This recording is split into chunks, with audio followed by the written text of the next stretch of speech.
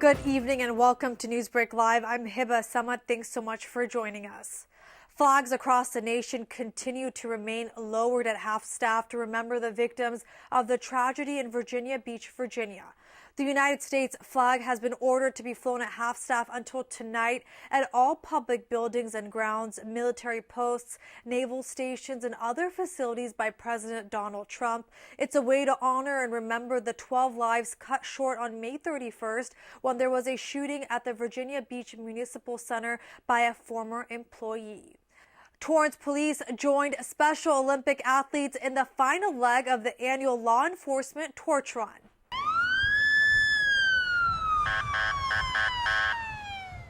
Streets were shut down to escort runners as Torrance Police Chief Eve Irvine led the way running down Torrance Boulevard along with her fellow members and Special Olympic team athletes. The Special Olympics torch was relayed through the city with their final destination, City Hall.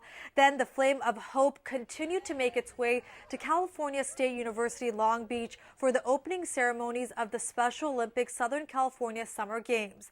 1,200 officers from various agencies across the country participate in this torch run that in total is nearly 900 miles and travels through 200 Southern California communities. Really good to see our Special Olympians coming and running and doing a great job. And every year we look forward to seeing them here as well as on the playing fields. But this is where they really get a chance to get out and raise money for the Special Olympics. It's really important to the city to have this because Special Olympics in the city of Torrance are most important. Our special athletes are very important to us as a council, important to us as a citizenry, and this shows that they appreciate what we do for them, and we appreciate what they do for us.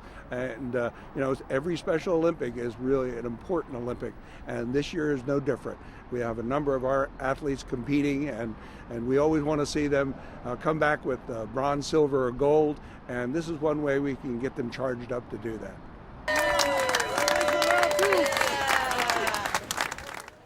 After their stop, Torrance police handed off the torch to Redondo Beach Police.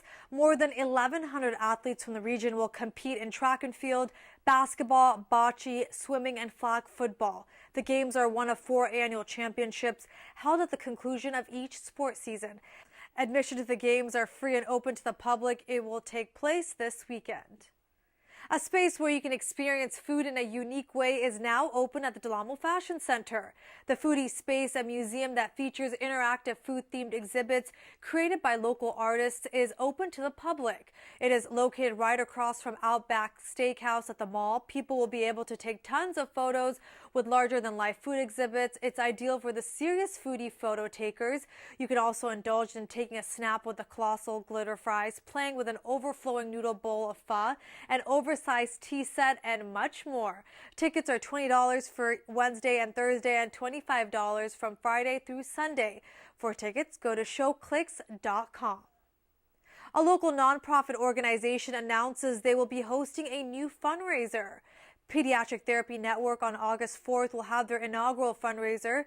There will be an interactive sensory experience, live music, food, and a silent auction. This will support the organization's programs and services for children with developmental disabilities and medical concerns. It's also an opportunity to showcase the work PTN does. Guests must be 21 years of age or older. Pediatric Therapy Network helps children with special needs and medical conditions by providing therapies that increase each child's abilities so that he or she can live a more fulfilling and independent life. You can register for Playfest at pediatrictherapynetwork.org/playfest. The Torrance Antique Street Faire is getting recognition as being one of the best. Sunset Magazine announced that the Torrance Antique Street Faire is one of the nominees as the best flea market in its Sunset's Reader's Choice Travel Awards 2019. There are 5 markets nominated, including the Rose Bowl and Junkin Trunk. But to get the Torrance Antique Street Faire to the top, you have to vote on its website at sunset.com. Voting runs now through June 14th. The awards share the best the West has to offer. Other categories for the awards includes Best Bookstore, Drive, food truck, ramen, and brunch menu, to name a few. Sunset Magazine is the premier resource for achieving the ultimate Western lifestyle. Experts focus on travel destinations in the 13 Western states, home design, and outdoor living ideas that cater to the region. To vote, go to sunset.com. If you know an individual, group, or corporation that is making the arts stronger in the community, you have a chance to thank them. The city's longtime tradition, the Excellence in Arts Awards application, is now open. The awards from the Cultural Arts Commission recognizes people who make outstanding contributions to the arts in the categories of drama and theater arts, visual arts, design, dance, literary arts, and music. The Dr. Tom Rishi Arts Education Award and the Katie Geiser Award are also given out. Submissions are due by July 27th. To nominate someone, you must submit why you're making this nomination, along with the nominee's resume and samples of work. Since 1977, the awards have recognized excellence in the advancement of the arts as demonstrated by Torrance persons, businesses, or organizations. The Excellence in Arts Committee will review all of the submissions and make a recommendation to the Cultural Arts Commission on who should receive the awards. To get the form, go to torranceca.gov. Now let's get to the weather. Today it was cloudy with a high of 66 degrees with an expected low of 59. Then tomorrow there'll be a high of 67 degrees with an expected low of 60. On Thursday you can expect a high of 68 with a low of 61. Now, if you're looking to get busy this summer, you still have time to sign up for a new activity. Registration for Youth Co-ed Dodgeball is underway through June 10th. It's open to all community members in 2nd through 8th grades. The league is a games-only program. There are no practices. The season is 8 weeks and starts on June 29th. It's $73 to participate. All games will be played at the D. Hardison Sports Center.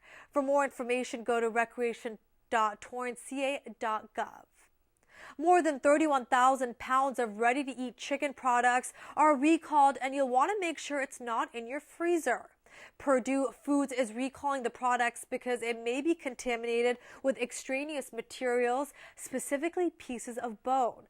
According to the United States Department of Agriculture's Food Safety and Inspection Service, the fully cooked chicken items were produced on March 21st. The recall includes 11-ounce plastic trays containing Simply Smart Organics breaded chicken breast tenders, gluten-free, 12-ounce plastic trays containing Simply Smart Organics breaded chicken breast nuggets, whole grain, Simply Smart Organics breaded chicken breast strips, and 10-pound bulk boxes of Chef Quick chicken variety. All of the products except the bulk have best use date by May 20th.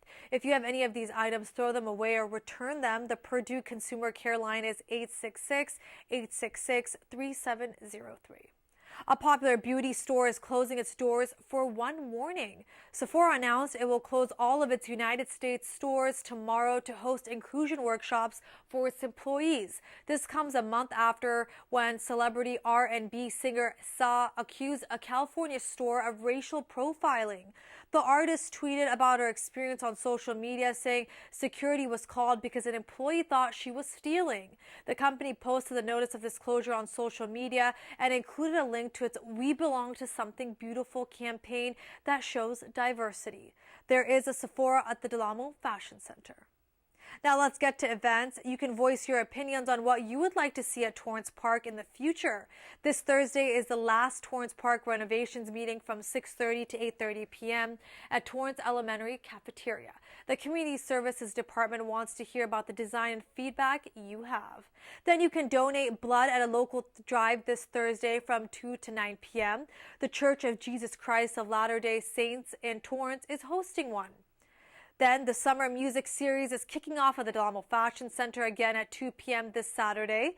At the Outdoor Village, there will be music, food, and games. The first 50 guests receive a signature tote with retailer goods. You don't need a ticket. Well, in just 2 minutes, EMS Captain Chris Morrow from the Torrance Fire Department will share where you can learn life-saving skills this week. We'll be back in just a few. Bye-bye. Hi. Hoping for a crisp breeze to help keep you alert. Oh, he took a sip of water too. That'll probably help. You were probably gonna turn down the radio too, so you could focus, right? probably okay isn't okay. Right. If you see a warning sign, stop and call a cab, a car, or a friend. I think the water line is what really drove it home. I blew on him. See on page 4 that the projections need to be earthquake next Thursday. Seriously? Thursday? Can't do that. This is really inconvenient. I have yoga that day. I have no time for this. So, I can't do Thursday, but I can do Friday. Disasters don't plan ahead. You can. Talk to your loved ones about how you're going to be ready in an emergency. Don't wait. Communicate. Palm trees, coastline, craft brews. Yep, this is Southern California. But this is Torrance. Have you ever driven to a whole other city just for a bowl of ramen? Because if you haven't, that's about to change. Have you ever been to a beach that feels so much like your own private beach that you're like, where has this been all my life? Welcome, my friends, to Torrance Beach. So private, you hadn't even heard of it. Have you ever been to a mall that had literally 2.7 million square feet of shopping? Run, don't walk to Del Amo Fashion Center. And get this, Torrance is the actual epicenter of the South Bay's craft brew industry. I guess you could say the brews are just craftier here. We also have a farmer's market that's just as much about the people as it is about the food. And even our museum scene is the best at the South Bay. All this just 15 minutes from LAX. You'll come for the city, stay for the experience, and leave as a friend. So, are you in?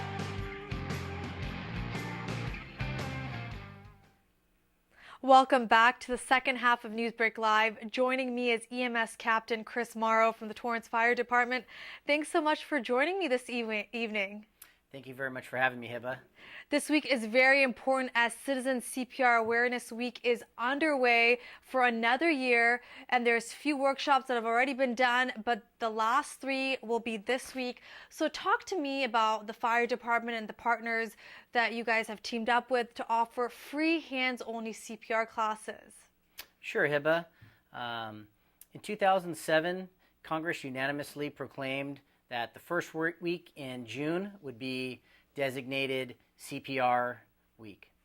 So the Torrance Fire Department is collaborating with the Department of Health Services Agency and Department of Public Health, as well as the American Heart Association, to collaborate together and to notify our citizens of Hands Only CPR Week. We've been fortunate enough to have some local entities such as McCormick Ambulance and Torrance Memorial Medical Center, Little Company of Mary, and UCLA to assist us. We're going to get a little bit more details about why hands-only CPR is so important, especially for people in the community who might be on standby during an emergency. But I do want to mention the 3 workshops. One will be tomorrow from 10 a.m. to 12 p.m. at Costco.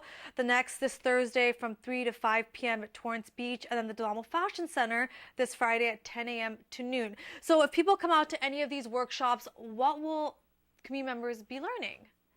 Well, community members will be learning hands-only CPR, and we will have an array of different people there. We'll have Torrance Fire Department, McCormick Ambulance, and those hospital entities I talked about. And we will have mannequins there so people can learn their skills and knowledge of very basic knowledge and be able to apply hands-only CPR, a skill that they can use and bring with them back to their home and possibly use on a loved one or a friend or a bystander. Recent statistics show that 70% out-of-hospital cardiac arrests happen in homes, and bystanders, as I mentioned earlier, are critical for this type of emergency situation. So talk to me about that. When there is an emergency situation like this, why are they so important, and what can they do? So this statistic really hits home for me and our community, and it just really solidifies why it's so important for the community to come out to our events and to learn this skill. Chances are that when someone does suffer from cardiac arrest, which is the country's #1 cause for death, there's over 350,000 cardiac deaths in the United States. And sadly, only 10% of those people will survive who are outside of a hospital setting. So part of that 70% would include a family member, a loved one, seeing somebody and being able to apply that quick CPR and that notification from 911 will definitely increase their survivability. What is hands-only CPR? It's literally just a few steps, and that could save someone's life. Yes, Hands Only CPR is very basic. It's very easy, and it consists of 2 steps. So the first one would be to call 911, and the second one would be to perform Hands Only CPR. And Hands Only CPR, to give you a little specifics, would just be to have somebody out on the ground on their back, put your knees up against their arm, interlock your fingers, and compress down hard and straight to a rate of about 100 to 120. And what we like to try to tell the public is maybe find your favorite song that has a beat around the same rate. One we commonly use would be Staying Alive. What does this training actually do? If someone's pushing down hard, quick and fast, right? That's the rule. What does it do?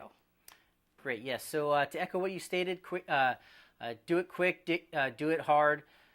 Have your depth down on someone's chest is very important. What that's doing is that's circulating blood through the body. So in cardiac arrest, when someone has cardiac arrest, their heart stops pumping, and we're not getting oxygenated blood to important tissues and organs. So by being able to provide this, we can help prolong somebody's longevity.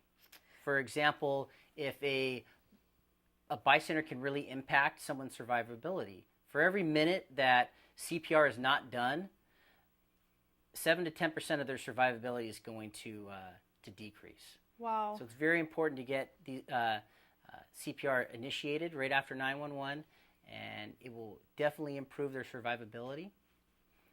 In Torrance last year, in 2018, we had 130 cardiac arrests. Wow. And with that 130, the bystander CPR was 45%, which was a huge increase from the year before at 37%, and 2 years ago it was only 25%.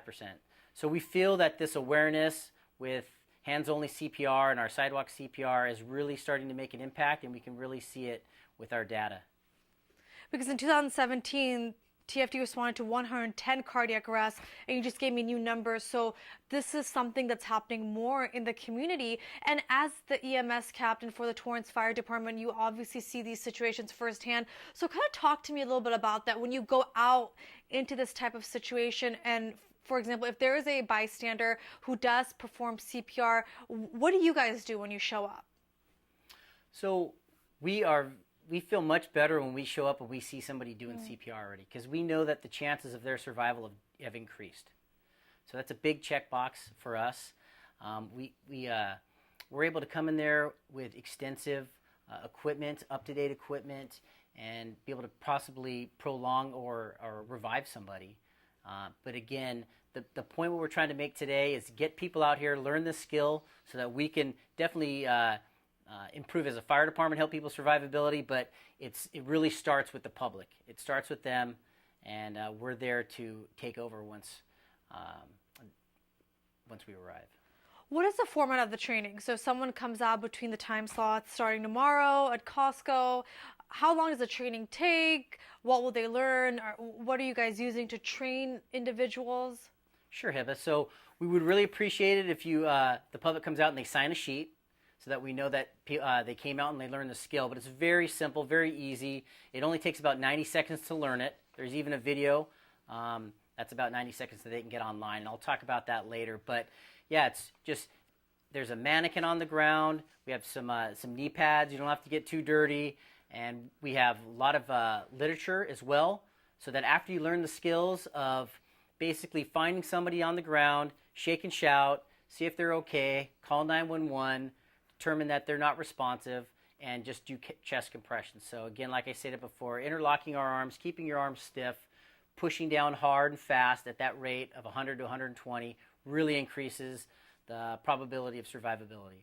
And then they can leave knowing that, hey, they're going to feel more comfortable if something like that happens. And we have some literature, some postcards in English and in Spanish to provide to the public, so they can take it home and share this experience with their friends and family.